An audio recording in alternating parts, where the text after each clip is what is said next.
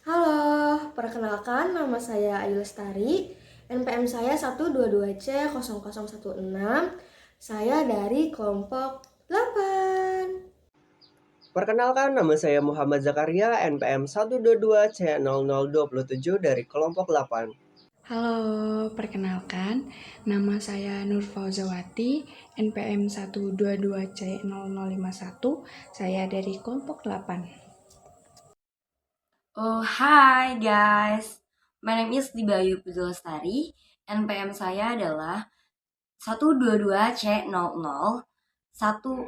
Saya dari kelompok 8.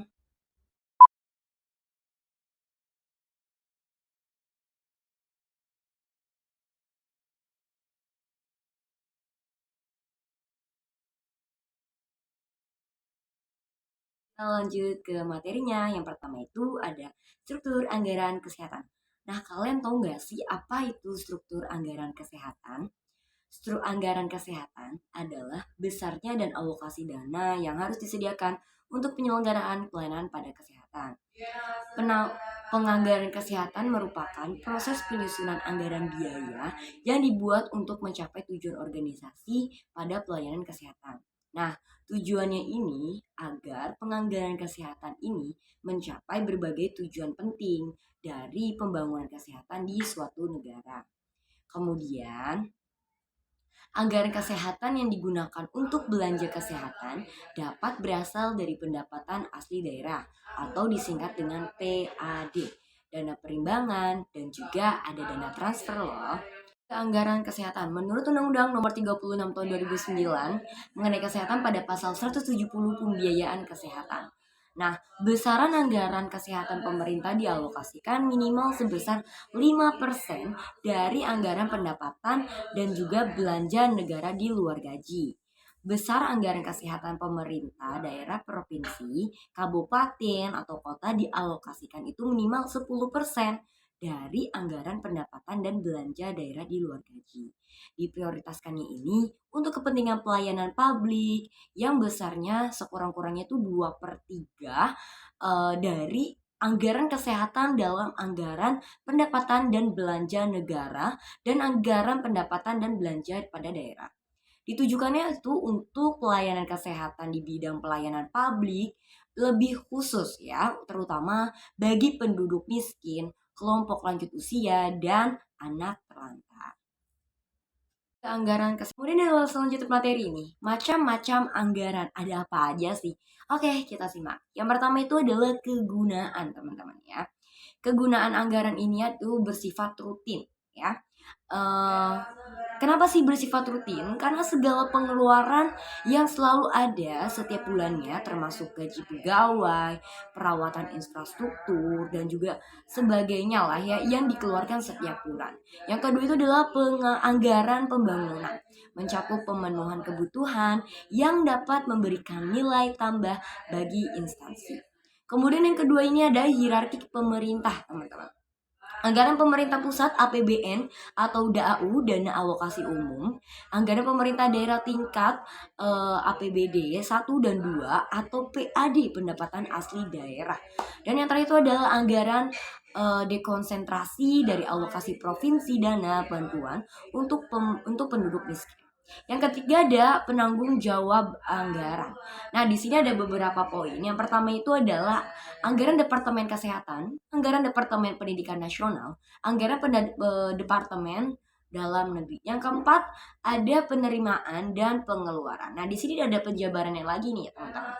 Yang pertama itu ada anggaran berimbang atau balance budget, yaitu penerimaan pemerintah. Kemudian yang selanjutnya materi ini, macam-macam anggaran. Ada apa aja sih? Oke, kita simak. Yang pertama itu ada materi sistem pembiayaan kesehatan. Kalian tahu nggak sih pada sistem pembiayaan kesehatan itu seperti apa gitu kan ya? Nah, pembiayaan kesehatan itu teman-teman besarnya dana yang harus disediakan untuk menyelenggarakan atau memanfaatkan berbagai upaya kesehatan yang diperlukan itu untuk perorangan, keluarga, kelompok atau masyarakat. Kemudian yang di sini ada menurut Undang-Undang Kesehatan Nomor 36 tahun 2009, mohon maaf Tipo, menyebutkan bahwa pembiayaan kesehatan bertujuan untuk penyediaan pembiayaan kesehatan yang berkesinambungan dengan jumlah yang mencukupi, teralokasi secara adil dan termanfaatkan. Begitu teman-teman sistem pembiayaan kesehatan itu ya. Kemudian ada pembiayaan kesehatan. Apa sih pembiayaan kesehatan? Oke, aku jelasin ya teman-teman. Menurut Indrayati dan Hardi PDK pada tahun 2018,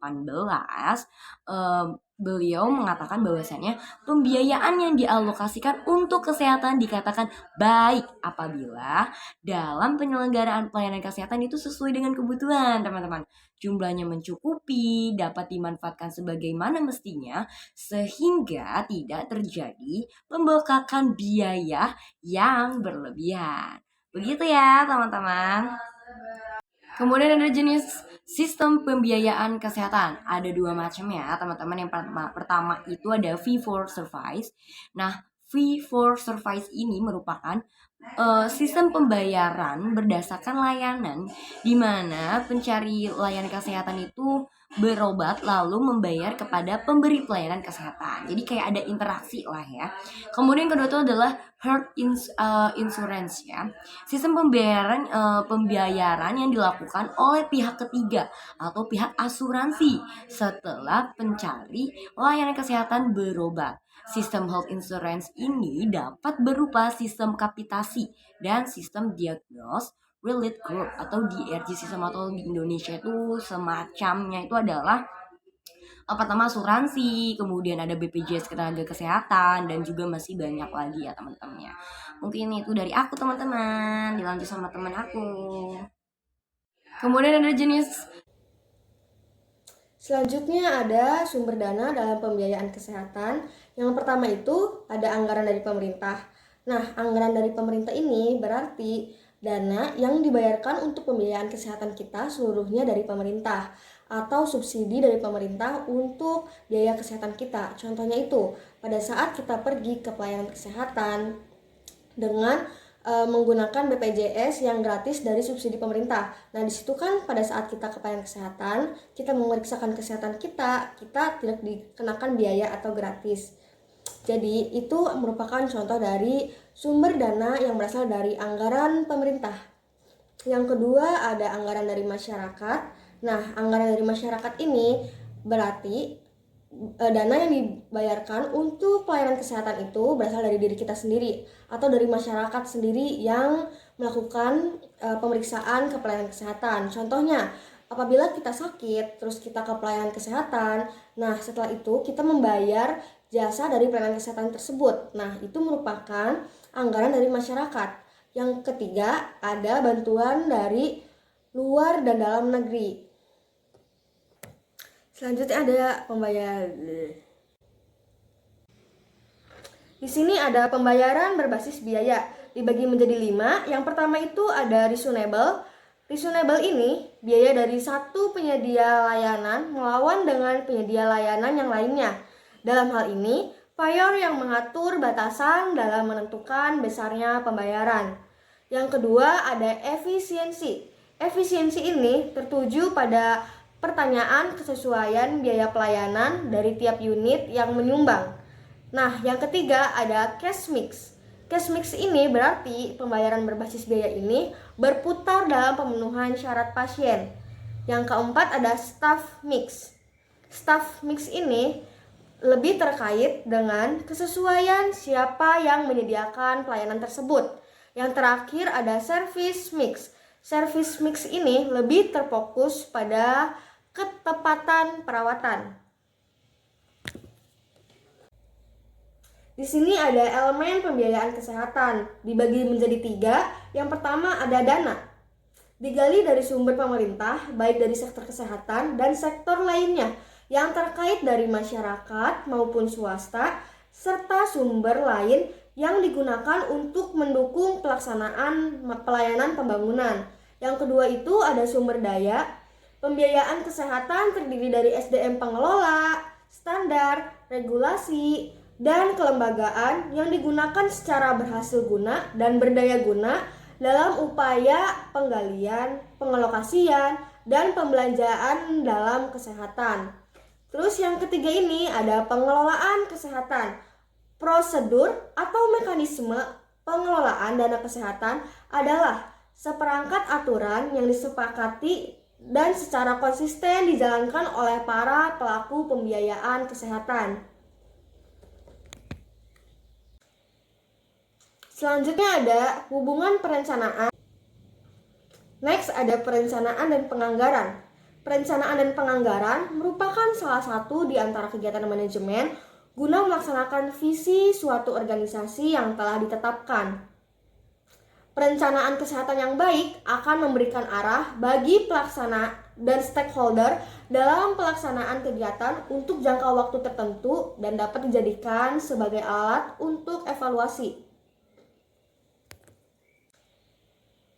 Selanjutnya ada hubungan perencanaan dan penganggaran kesehatan. Nah, di sini ada perencanaan dan anggaran.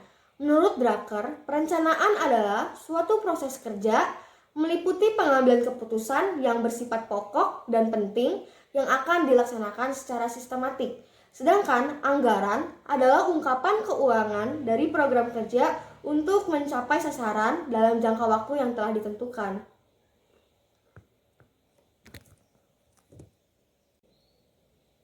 Selanjutnya ada perencanaan kesehatan. Perencanaan kesehatan adalah sebuah proses untuk merumuskan masalah kesehatan yang berkembang di masyarakat, menentukan kebutuhan sumber daya, menetapkan tujuan program, dan menyusun langkah-langkah untuk mencapai tujuan.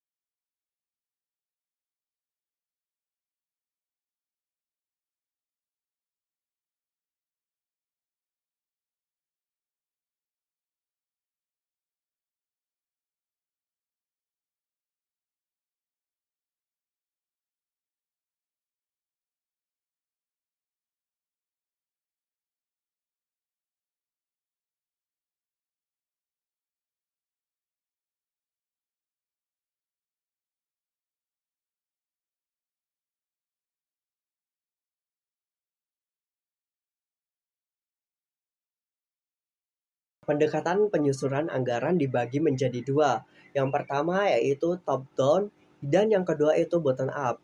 Nah, pengertian dari top down adalah pendekatan di mana manajemen senior menetapkan anggaran dan tujuan organisasi, kemudian diserahkan ke bawahan untuk pendekatan penyusunan anggaran yang kedua adalah bottom up. Bottom up adalah pendekatan organisasi di mana keputusan dan inisiatif berasal dari karyawan yang berada di lapisan bawah struktur perusahaan. Pendekatan penyusunan anggaran dibagi menjadi dua. Yang pertama yaitu top down dan yang kedua itu bottom up. Nah, pengertian dari top down adalah pendekatan di mana manajemen senior menetapkan anggaran dan tujuan organisasi, kemudian diserahkan ke bawahan untuk pendekatan penyusunan anggaran yang kedua adalah bottom up. Bottom up adalah pendekatan organisasi di mana keputusan dan inisiatif berasal dari karyawan yang berada di lapisan bawah struktur perusahaan. Pendekatan penyusunan anggaran yang ketiga adalah participatory. Pendekatan participatory adalah suatu pendekatan yang melibatkan secara aktif semua pihak-pihak yang relevan atau bisa disebut stakeholders dalam mengkaji tindakan yang sedang berlangsung, di mana pengalaman mereka sendiri sebagai persoalan dalam rangka melakukan perubahan dan perbaikan ke arah yang lebih baik. Kelebihan dari tindakan ini adalah memungkinkan transparansi dan akuntabilitas yang lebih baik dalam penggunaan sumber daya publik, memungkinkan masyarakat untuk memantau dan mengawasi penggunaan anggaran. Nah, di sini ada jenis anggaran kesehatan. Nah, yang pertama itu ada anggaran program. Pada anggaran ini yang diutamakan adalah biaya program secara keseluruhan, yang perhitungannya dirinci menurut kegiatan dalam program tersebut. Penyajian anggaran ini dikelompokkan menurut program dan mata anggaran. Nah, contohnya program terkait promosi kesehatan, balai pengobatan, maupun program pengembangan KIA.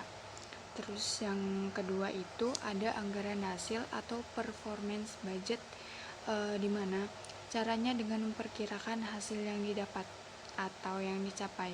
Nah, setiap kegiatan harus dilakukan penilaian biaya, disebut dengan rencana anggaran satuan kegiatan atau RAS.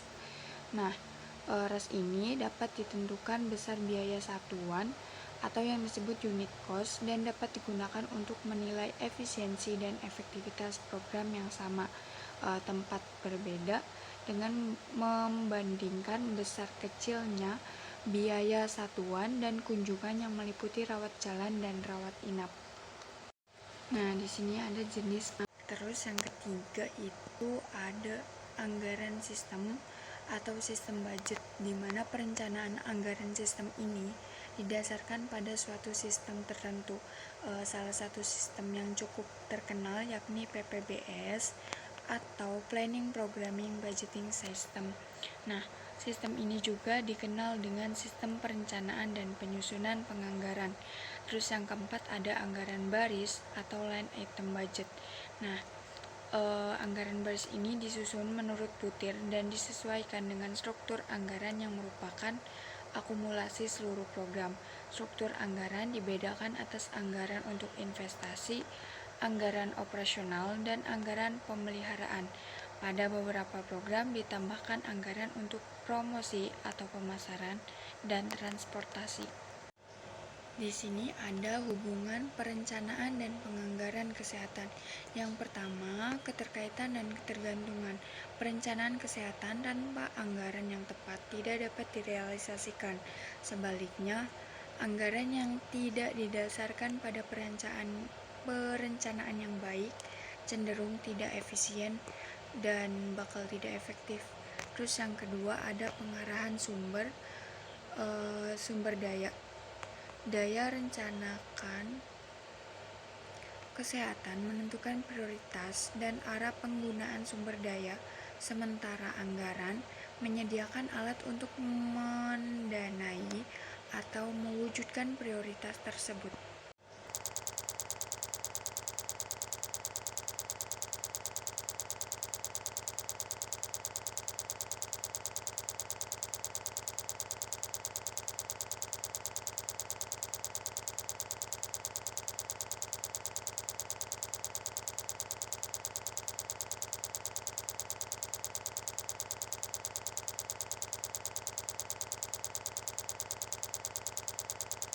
Yakni di program kesehatan di Puskesmas Kota Banjar. Nah, penelitian ini mengeksplorasi hubungan antara perencanaan dan penganggaran program kesehatan di Puskesmas Kota Banjar. Hasil penelitian ini menunjukkan bahwa perencanaan dan penganggaran program kesehatan di Puskesmas Kota Banjar dipengaruhi oleh masalah kesehatan, kinerja program, dan faktor lingkungan. Selanjutnya itu ada contoh puskesmas di Kota Banjar. Penelitian ini mengeksplorasi hubungan antara perencanaan dan penganggaran program kesehatan di Puskesmas Kota Banjar. Hasil penelitian ini menunjukkan bahwa perencanaan dan penganggaran program kesehatan di Puskesmas Kota Banjar dipengaruhi oleh masalah kesehatan, kinerja program, dan faktor lingkungan serta perilaku. Nah, di sini ada analisis konsistensi perencanaan dan penganggaran di Kabupaten Tulung Agung. Penelitian ini mengeksplorasi proses perencanaan dan penganggaran di Kabupaten Tulung Agung. Hasil penelitian ini menunjukkan bahwa perencanaan dan penganggaran di Kabupaten Tulung Agung masih beberapa masalah seperti keterbatasan data yang valid dan kurangnya sistem informasi yang real time. Sekian video presentasi dari kelompok kita. Terima kasih banyak untuk teman-teman yang sudah menonton. Jangan lupa like, comment, and subscribe. Semoga video ini dapat bermanfaat untuk kita semua. Bye-bye.